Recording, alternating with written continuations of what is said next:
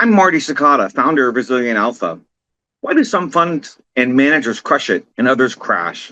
We're cracking that code, redefining alpha, and bringing top brains to unpack asset classes and hot alpha ideas.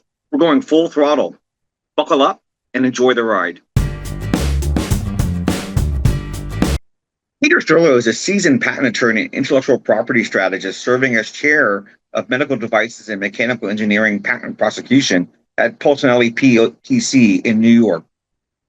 He empowers inventors, small businesses, and multinational corporations with tailored strategies to safeguard innovations in healthcare technology, medical devices, and mechanical engineering, from patent conception and USPTO prosecution to freedom to operate analysis, post-grant proceedings before the PTAB and federal litigation.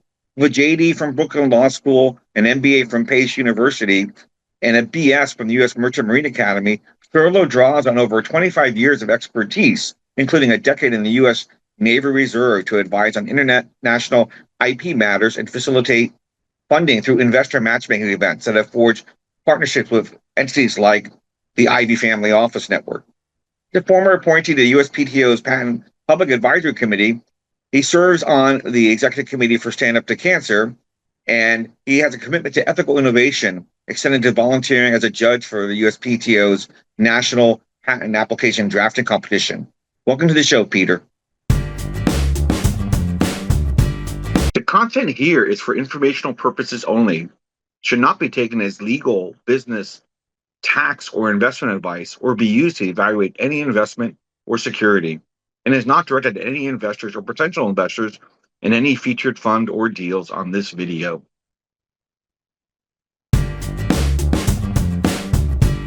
Welcome to the Resilient Alpha podcast, where we dive into the minds of trailblazers shaping the future of innovation, leadership, and resilience. Today, we're thrilled to have Peter Thurlow, a powerhouse in intellectual property law and a key player at Pulcinelli, an AM Law 100 firm. As the chair of Pulcinelli's IP medical device group and a seasoned patent attorney, Peter brings a unique perspective on the intersection of military, technology, and healthcare innovation and cutting-edge investments. With a background that spans mechanical engineering from the U.S. Merchant Marine Academy, an MBA from Pace University, and a law degree from Brooklyn Law School, Peter has spent decades protecting the intellectual property of inventors and corporations, particularly in medical and engineering technologies. His leadership in organizations like the New York Intellectual Property Law Association and the USPTO's Patent Public Advisory Committee underscores his influence in shaping the future of innovation. So what makes Peter such a compelling voice for our audience is his forward-thinking approach in intellectual property that fuels advancements in high-stakes fields like military, tech, and healthcare. So from advising startups to Fortune 500 companies, he's at the forefront of safeguarding the ideas that will define tomorrow's world. Today, we'll explore where these industries are headed, how they're converging, and what it means for investors, innovators, and society. So Peter, thank you for joining us. Shelley, it's very nice to be here today, and thank you, Marty. So let's start with the big picture. Military technology is evolving rapidly. Think AI-driven drones, cyber warfare tools, and autonomous systems.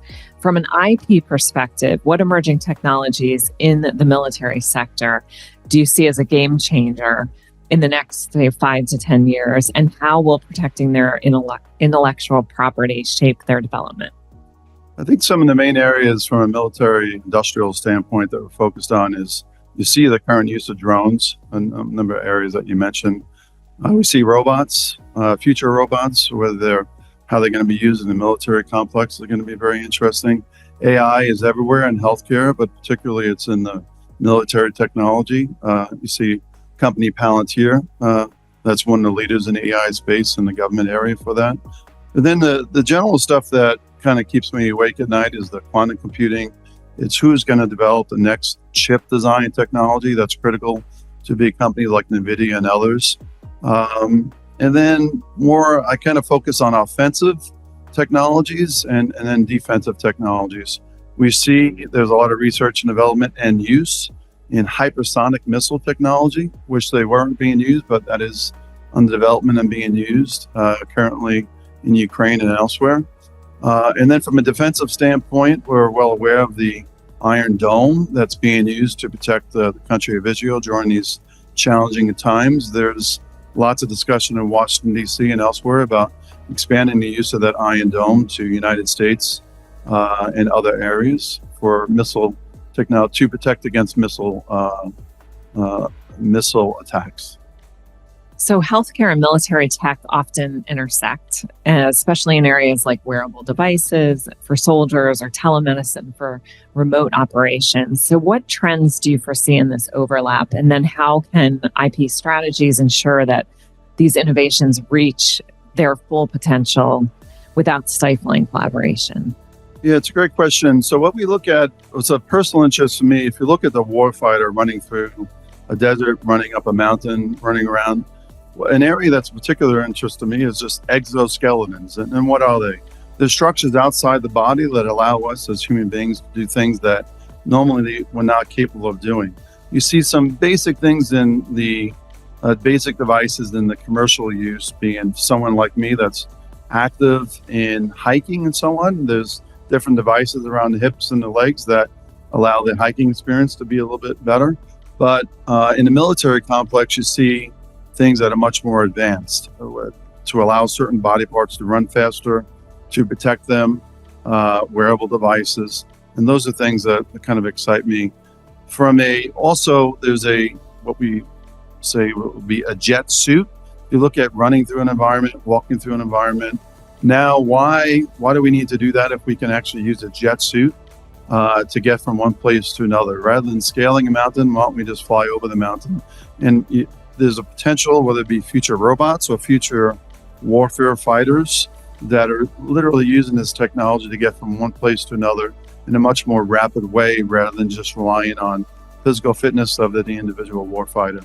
On the telemedicine side, what's exciting is we just need to have access to expertise and doctors, maybe in New York for individuals that have a traumatic brain injury in Afghanistan or Iraq, or around the world where maybe we don't have the best doctors, cannot be there on site for a difficult injury or trauma event.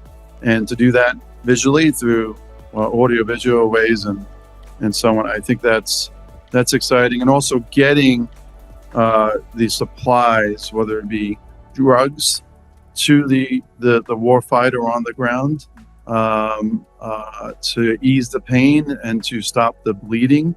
Those are areas that's of interest. And then one of the companies I work with is dealing with blood clotting technology. It's actually being used in Ukraine, and we're trying to make it more of an international thing. And if there's an injury on the battlefield, we're looking at ways to kind of stop the flow of blood, because that ultimately leads to death. So interesting. So investors are pouring billions into tech startups, many of which have dual use applications for military and then civilian purposes. So as someone who advises on IP, what advice would you give investors looking to fund the next big thing in defense or healthcare tech to just ensure that their investments are protected? So a little background on that is when I first came to Polsinelli Law Firm 10 years ago, I was only focused on intellectual property.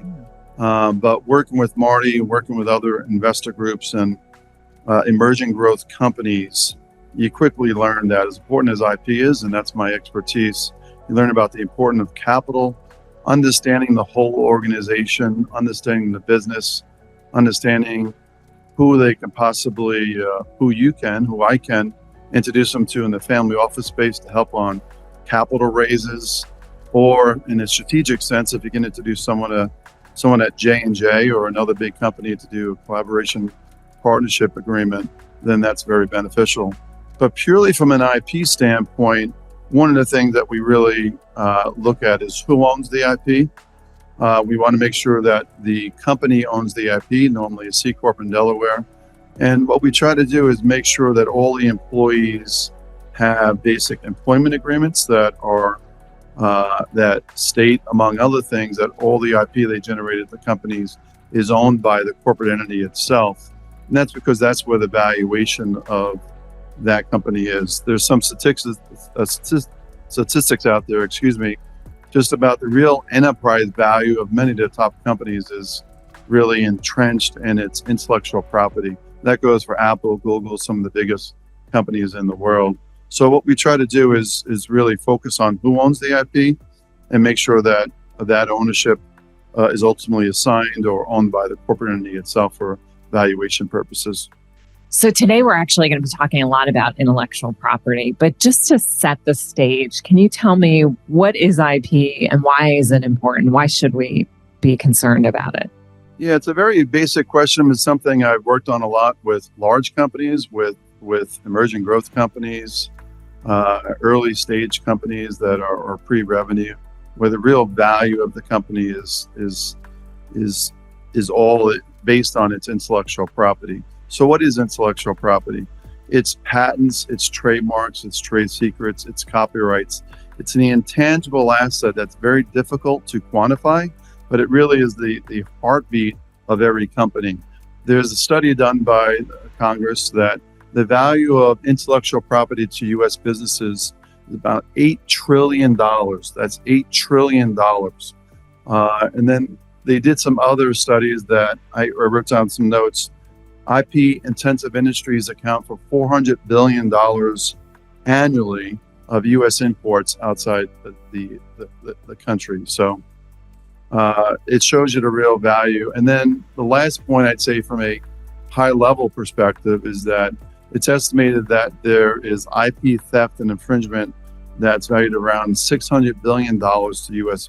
businesses. So that's $600 billion of real losses to U.S. businesses that we work on, that are the theft is from not only China, but other countries and other competitors in a space that do not make that real investment early on to intellectual property. And just curious, how early do companies bring you in, like the ideal?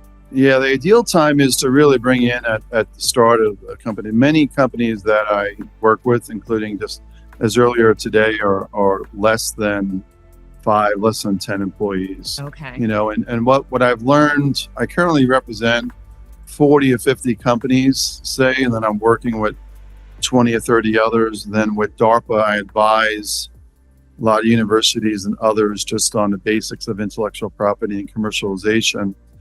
The earlier that we can get in to protect the intellectual property, the better. It does get expensive. It does get time intensive, and everyone wants to focus on developing the technology. But what I try to tell the early stage companies is that let's get in there now. Let's do certain things as filing provisional patent applications to protect your intellectual property. And that gives more confidence to the investor community. So sooner the better, they say. That comes across to many things, but especially as far as when to bring us in. Excellent. So the pace of technology advancement is really outstripping current IP frameworks. And so how do you see patent systems evolving to keep up with innovations like quantum computing or biotech in high stakes field like defense? Yeah, it's a great question. Something many listeners probably know Walter Isaacson. I had the pleasure of meeting Walter just for a few minutes. He spoke at an event when I was very active in the New York Intellectual Property Law Association. So I got the chance to speak to him. He said, Pete, how are we going to protect the newer technology being developed, the quantum computing, the AI? This goes back a few years. So there's a number of things that we do, and a lot of that comes through the courts. A lot of that comes through the patent system, working with the U.S. Patent Office, working with Congress, working with international patent agencies and businesses. The chambers of commerce, both national and the state, have very active roles in that development. And like anything else in our society, if it's important enough and it makes it to the desk for your representative, those are things that it unfortunately may take longer than many people want, but that's the nature of our democracy. And we protect it by looking at certain things in the patent law called Section 101, what's patentable. There's a case many may know about called the Alice Supreme Court case that said certain inventions, computer-related inventions, are abstract. So that industry, that area, technology area, is more apt to not get patents. They're more apt to get trade secret protection. So what we do for every company is that we look at their IP, we break it into different areas, and we say, this is going to be subject to trade secret, this is going to be subject to patents, this is going to be something like, if you look at Nike and some branding opportunities, you look at the trademarks, the value of the trademarks.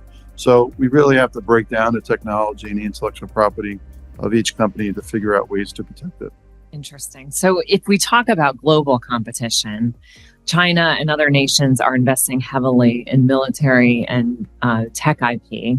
So how should U.S. companies and policymakers approach that IP protection to maintain a competitive edge in these sectors over the next decade, say?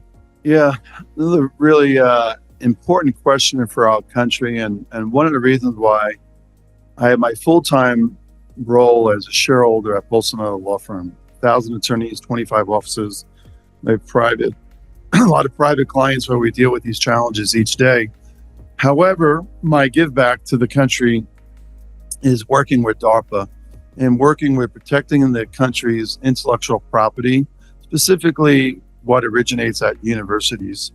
Universities, the beauty of our university system is the intellectual property that's generated by professors, by PhD students, and so on. So as a member of DARPA, we work with them, travel the country to talk about protecting the country's, the university's intellectual property. It is a race, just like during President Kennedy's term years ago, when it was a race to space. Now we're in technology wars against other countries, and we need the best scientists, we need the best people in the United States to generate that intellectual property so that we can stay ahead. Because many argue that the resources we're putting into it are not as significant as countries like China and others are putting into it. So we need to be more creative, more innovative, and that's what we try to do. So let me give you one more example about DARPA. In the last year, I've traveled to Silicon Valley, Boston, Austin, Texas, and Utah. And each place we meet with state and local officials, we meet with universities, we meet with business people, we meet with innovators overall. We're always looking at capital, we're always looking at where the ideas are generated, and we're always emphasizing the importance of protecting the nation's innovation and then finding ways to commercialize it for the benefit of the United States and hopefully the world. So it's a constant thing that I do with DARPA, I do with my private clients, and it's something that it's a day in and day out challenge because it's real competition. So healthcare IT is booming with AI diagnostics and personalized medicine on the rise. What role will IP play in ensuring that these technologies are both innovative and accessible, particularly for military applications like field hospitals? What's particularly interesting about AI diagnostics and the healthcare space is we're seeing a lot more of what we call digital twins, where the certain technology where we're trying to replicate that human being and doing certain drug and test trials on that digital twin to see how it would work in the actual human being. Just in the FDA studies, we've obviously done a certain amount in the computers in silico. We've also done a certain amount just in animals, but trying to use this new digital twin technology and using AI and all the data that it can analyze is really a fascinating area. Then from a personalized medicine area, what's frustrating at this point in time is that we all have to go to the doctor. We all fill out the same information we've been putting on our doctor's form for years. Imagine a future where we will literally coming to the doctor's office with a digital passport that will give your size, your weight, your blood type, and certain genetic profile of you, your ability to take certain drugs and certain things that they'll know you as you're walking in the door. That's the future that you see with AI and the overlap in healthcare, where it shouldn't be, as of today, I need to fill out this form of who I am. It's I'm walking in the door, there's Peter Thurlow, and up comes on the computer or a handheld device or or up on the wall and just on a screen is just who you are.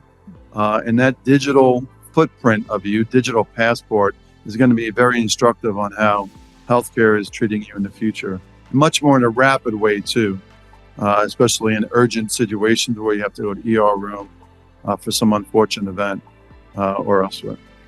And can you just explain to me a little bit more about what exactly a digital twin is? Yeah, so digital twin is they kind of replicate literally imagine next to me is a AI embodiment of who I am. We're seeing so many developments of AI usage. Literally an AI development, instead of giving me a drug that I don't know how it's going to work, they'll give it to my digital twin.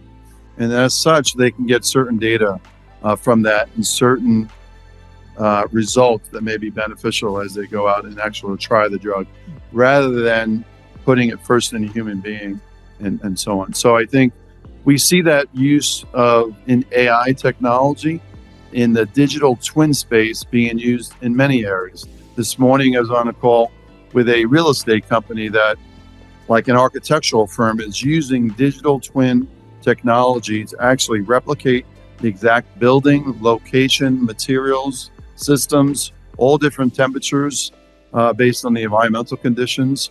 And it just allows the construction people and the people designing it to fully appreciate it. So looking at the startup ecosystem, what do you think the next generation of military and healthcare tech entrepreneurs need to prioritize to navigate the complex world of IP and then to attract investment? So to attract investment in the military use technology, we focus on a very common two words. It's dual use. What we try to see is the military application, and then we try to see if there's a commercial use to that technology.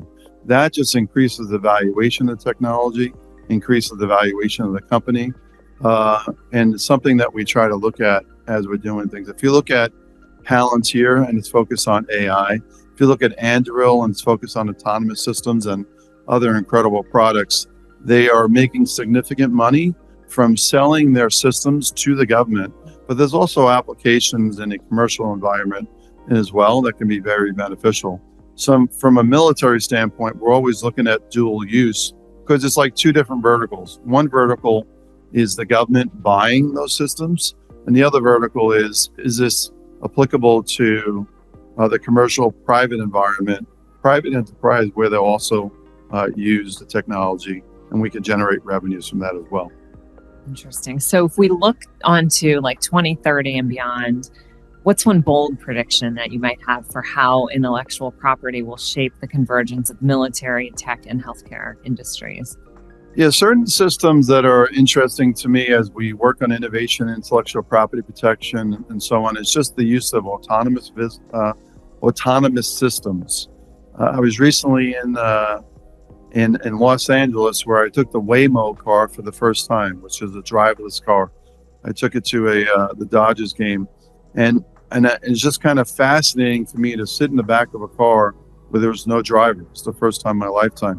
Imagine a future where there's much more autonomous vehicles, what it would do to our economy, both good and bad, and then how those autonomous systems are used in our society. I think that's going to be something that's fascinating. And then in the future, what's interesting to me is the use of AI and robots, and how with an aging population, you see the future of home healthcare is just going to dramatically change. I personally believe that with the developments of robots and humanoids that almost look like humans in many situations, that robot will know that person, maybe have that passport, maybe have all the information they need, genomics and so on, what they can take, what drugs they can take, what they can't take, what the sleeping patterns are. And we're all possibly going to have these personalized robots that will serve as our caretakers in the future, because there's going to be a clear need for it based on the aging population and a 24/7 need for that kind of technology. Peter, I know you have a background in mechanical engineering, and you're obviously a New York guy now. So how do you see AI changing New York? What What are some of the hiccups there and how does that look? Well, based on my background, I worked at a utility in New York, Con Edison, in the 1990s for 10 years. And the energy industry is a particular interest to me. So you look at AI. What AI allows us to do is study the data specific to the electric system in New York and how that data is being used. The electric load in New York City is much greater at 5 o'clock in the afternoon on a Monday or Tuesday as compared to a Saturday or Sunday. Much different in the summer as it is in the winter. So what AI allows us to do is to study the electric usage more, and then to think about ways to kind of serve the customer in a way that's much more efficient that we couldn't have done 20 years ago. The technology was just not there. The bigger thing about use of technology, including AI, is just how we're going to change the electrical system, not only in the United States, but around the country and around the world. If you look at New York City, just for example, 50% of the power that comes into the New York City electrical grid comes in from Canada. From a 10,000 foot viewpoint, it's a very inefficient system. The generation is too far away from the use of that electricity. So using AI and using other technologies such as, can we use new battery technology that generates DC voltage that we can easily convert using rectifiers to AC voltage, that maybe they won't generate enough power for the whole building, but will generate enough power for the lights in this room, for the coffee maker, or the refrigerator and elsewhere. So those are things that are particularly interested. Maybe those batteries can be connected to voltage sources, which is these windows. We have new window technology that can generate enough voltage to tie into the batteries that would at least electrify or provide the energy needed for that one floor. If we could start floor by floor, office by office, that's where I see AI and other technology being used. And I hope it just makes sense that we bring the generation closer to the usage. That's what I see for the energy industry going forward. All right, Peter. So let's switch gears for our lightning round. So I'll fire off some quick questions and you give us just your gut response. So short and sweet. Ready?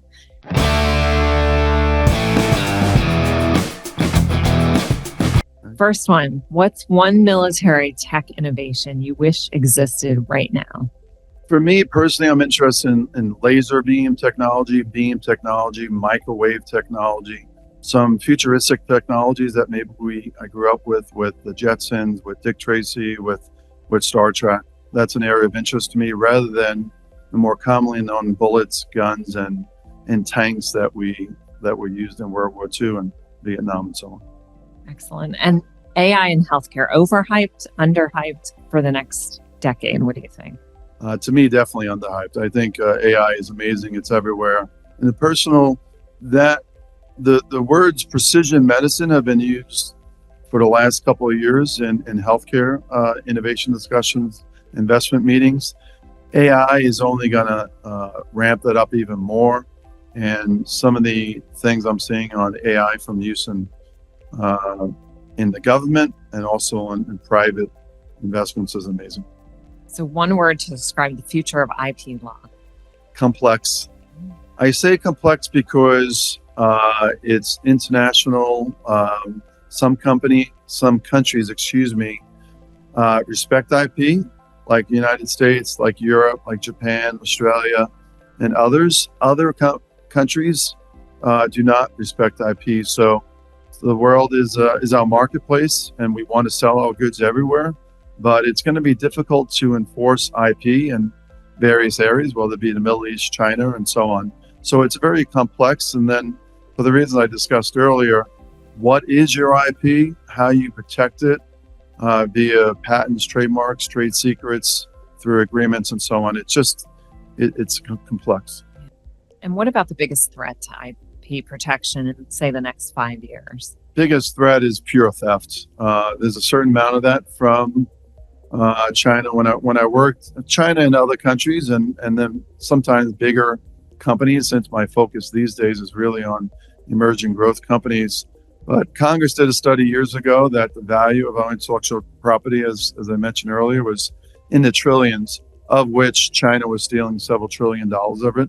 So as I work with DARPA, as I work with the FBI, and I work with private companies and chambers of commerce and others, it's one of the biggest threats is pure theft of intellectual property, not just from China, but that's the main culprit, but others as well. So, what's a healthcare tech that could transform the battlefield medicine? So the battlefield with DARPA and with the country, what we kind of focus on is the warfighter, whether it be in Afghanistan, whether it be in the Middle East or Ukraine, is really something as simple as wound healing and blood clotting, especially if there's an unfortunate incident on the battlefield where someone is bleeding out. We have to stop the blood from flowing out. So there's different blood clotting technologies that are working on with the government and elsewhere that's being used in Ukraine. That's very important. The other area that's of interest and it's going through a lot of development, you need to bring certain drugs to the battlefield to treat the individual right away. And there's plenty of studies done that first hour and the first minutes after someone is shot or steps on a landmine to someone is really critical. So to have those supply of drugs in what we literally can be a black box that can make certain amount of drugs just for usage, not mass volume usage, but used for that individual soldier. They need a certain drug. It's almost like 3D printing where you could print it at that moment based on the need. Again, not from a volume standpoint, based on the need of the warfighter in the field. So quantum computing, how long until it disrupts IP frameworks? Yeah, interesting. Quantum computing is a subject of much interest and concern. And when you work with people in Congress and then private industry, a lot of investment going into it, a lot of excitement, a lot of concern. Way we're going to protect that is going to be a combination of just patents and trade secret. The usage of it and how we use it and share it with our allies, how we do it in a way that is beneficial to our country. That is one of the biggest areas as I travel the country with DARPA and of interest, and it's just something that billions of dollars are going into, and we just see that only increasing in the future. So one startup trend you're excited about for 2025? As I thought about that question, the startup trend overall is the excitement and the innovation that goes on in the United States. I have the good fortune at the stage of my career to meet with plenty of entrepreneurs, plenty of professors at universities, plenty of students, and plenty of people that want to start their own companies. And the trend is continued innovation. So just a few examples. Spoke yesterday with a brilliant neurosurgeon out of St. Louis. Some of the things he's talking about doing with the vagus nerve and stimulation and other nerves in our body is just fascinating to me. Other individuals are doing research on blood and how we can use the white blood cells filtered from blood for beneficial reasons.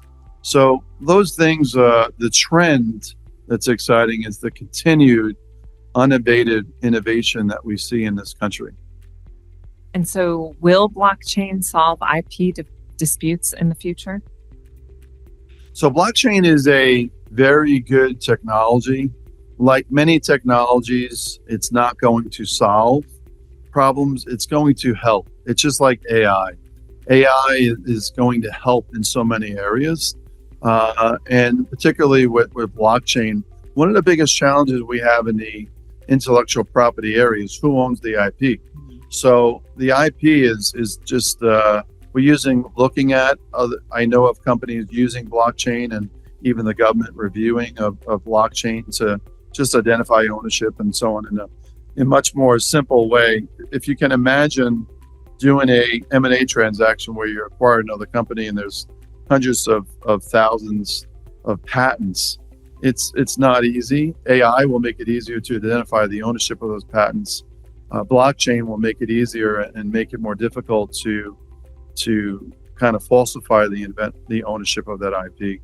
So blockchain is very good. It won't solve problems, but it'll definitely help this situation. And if you weren't in IP law, what future tech would you be working on? Yeah, I mentioned the energy industry earlier, just because it's a fascinating industry based on my background at the utility in New York, kind of just years ago. So that area is always of interest. But based on the work I do with a lot of doctors and scientists, I'm particularly interested in the brain and the human body, how we can use the brain and more effectively. And someone once said we're only using 5% of the brain's capacity. I don't know if that's accurate or not, but trying to understand better how the brain works in our human body. Just one example. Yesterday, I learned that the human body makes 2 million red blood cells each second. So, blood, our brain, our human body is just an area of particular curiosity and interest to me as we go forward. And so what's the next big hub for military and healthcare tech innovation? I think the thing that's exciting for me, there's been over the 25 years that I've been in this, the exciting development that I see firsthand through DARPA and private industry, and you see it with companies like Palantir and Anduril, is actually the U.S. government working with private industries to develop, protect our technology for the benefit of the country. So using that technology, we all know or generally understand that government technology may be inefficient and older. We've seen that, unfortunately, more recently with the FAA and some older systems that's being used at certain airports, namely Newark Airport, where I live in New Jersey. So I think what we want to do more is using technology in the government that's very well known in private industry for government use to make our transportation and other systems more effective. Excellent. And so one piece of advice for a young entrepreneur entering the defense tech space.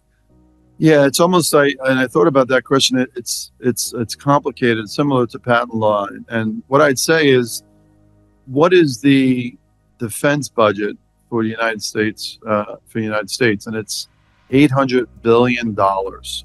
So it's complicated because there's such a behemoth, such a huge amount of money, and how to understand where that money, how the government operates is very difficult. So the better that entrepreneur, the more that entrepreneur can understand how to get capital, whether it be from DARPA, NIH, National Science Foundation, BARDA, you name it. There's a lot of agencies that give capital to companies and entrepreneurs to get started, is very critical. The other thing I'd say is it's good to understand how that works, because the government also will buy a lot of products, as we see with Anduril and Palantir, and that serves as revenues for that entrepreneur.